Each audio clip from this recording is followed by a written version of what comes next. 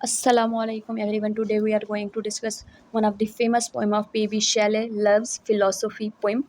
In this poem, we are going to see poem introduction, summary, themes, and important symbols of the poem. First of all, we see our poet introduction. Our poet name is P.B. Shelley.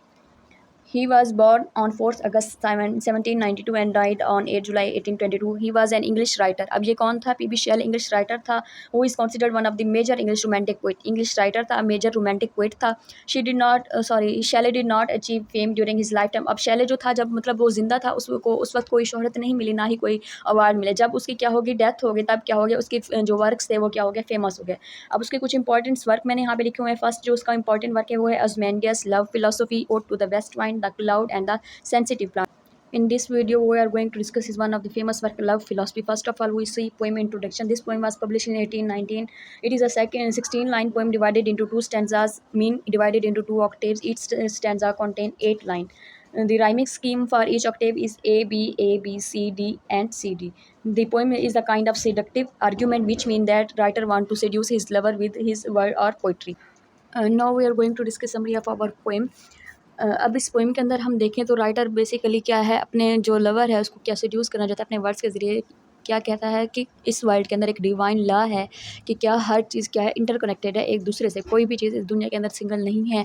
चाहे वो reverse हो, चाहे वो wine हो, चाहे वो water हो, चाहे वो सन हो, या कोई भी मतलब दुनिया के अंदर कोई भी चीज़ हो, क्या है, कोई भी चीज़ सिंगल नहीं है, इंटरकनेक्टेड है किसी न किसी चीज़ के साथ. अब हम लाइन्स को पढ़ के देखेंगे, इसकी समरी देखेंगे कि इसके अंदर क्या क्या बात उसने बताई है. सबसे पहले उसने बात बताई है water and fountain run into the river. मतलब जो वाटर है, फाउंटेन है, जो कहाँ रिवर्स के अंदर होते हैं, turn join together in ocean. वो भी किससे मिल जाते हैं? ओशन से. यानी वाटर एंड रिवर वो भी क्या है, अलग नहीं है, वो भी आखिर किसी ना किसी चीज़ से मिलते हैं. किससे मिलते हैं? ओशन से. फिर वो बात करता है वाइंड की. The wind of heaven are always for ever mixing with each other with deep and beautiful feelings. अब फिर वो बात करता है वाइंड की जो चलती है, हवा चलती है, फिर वो क्या होती है, मिक्स होती है बाकी जो हवा हेवन से आती है वहाँ से डीप और ब्यूटीफुल फीलिंग्स के साथ. Nothing is in the world is single entity. इस दुनिया के अंदर कोई भी चीज़ क्या है, सिंगल नहीं. Everything is connected to the divine law. अब हर एक डिवाइन लॉ के मुताबिक हर चीज़ क्या है, इंटरकनेक्टेड है, एक ना एक चीज़ से ज़रूरी ही है. फिर जिस तरह ये हमारे एज ए मुस्लिम हमारा बिलीव है कि अल्लाह ताला ने हर चीज़ को ना जोड़े में पैदा किया है. कोई भी चीज़ सिंगल नहीं है, हर चीज़ का क्या होता है, जोड़ा होता है.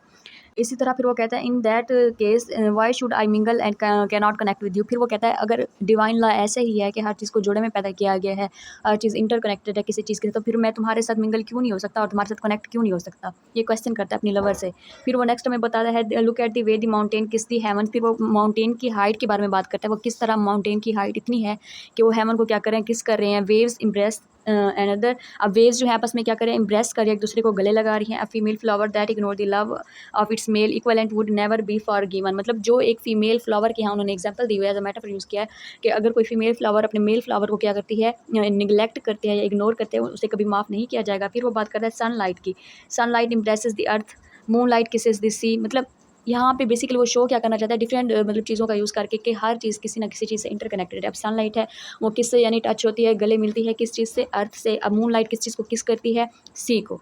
इसी तरीके से but what does it all mean, what all this connection worth if you will not किस मी. फिर वो कहता है एंड में ये पोएम अपनी एंड कर देता है एक क्वेश्चन के ऊपर, will if you will not किस मी, मतलब तुम मुझे क्यों किस नहीं कर रही. ठीक है ना. मतलब जब डिवाइन लॉ के मुताबिक हर चीज़ इंटरकनेक्टेड है तो मैं तुम्हारे साथ क्यों कनेक्ट नहीं हो सकता, मैं तुम्हारे साथ क्यों नहीं रह सकता. फिर वो कहता है कि हम दोनों को एक दूसरे के साथ रहना चाहिए. हम भी इस वर्ल्ड के अंदर रह रहे हैं तो हमें भी क्या करना चाहिए, इस वर्ल्ड के लॉ को फॉलो करना चाहिए. ये थी इसकी छोटी सी summary. Next, we are going to discuss some important themes present in the poem. The first theme is universal love. The poem argues that love is fundamental force of nature and connecting all the living beings. अब यहाँ पे love को क्या बता रहे हैं, fundamental force बता रहे हैं जो कि क्या करती है, कनेक्ट करती है तमाम चीज़ों को. Next theme is interconnectedness. अब इस पोएम के अंदर उसने किसके बारे में बात की, ह्यूमन के, एनिमल एंड नेचुरल वर्ल्ड के बारे में. मतलब उनकी एग्जाम्पल्स लेके उसने क्या चीज़ बताई कि हर चीज़ क्या है, इंटरकनेक्टेड है एक दूसरे से. उसने सन की एग्जाम्पल ली, फिर मून की, फिर वाइंड की, वेव्स की, इन सारी चीज़ों की एग्जाम्पल लेके उसने क्या बताया कि हर चीज़ क्या है, इंटरकनेक्टेड है according to the divine law. Third theme is love philosophy. Shelley make the theme of love philosophy quite clear. They include love, sex, and the interconnectivity of nature. Next, we are going to discuss some important symbols present in the poem. The first symbol is mountain. Mountains representing majesty, beauty, and the sublime mountain symbolize the elevated nature of love. Next हमारे पास wave, wave symbolizing the abyss and flow of emotion. Waves basically किसको symbolize हमेशा करती हैं, flow of emotions को. Wave represent the dynamic and constant motion of love. Third symbol is sunlight. Sunlight basically किस चीज़ को represent करता है? Life को, एनर्जी को. Sunlight symbolise the nourishing and uplifting power of love. Fourth theme is flowers. Flower represent beauty, fragrance and life. Flower symbolize blossoming and flourishing of love. These are some important symbols present in the poem. In this video we have discussed poet introduction, poem introduction, and a summary of the poem themes and symbol. I hope you all understand my lecture. Thank you so much for watching.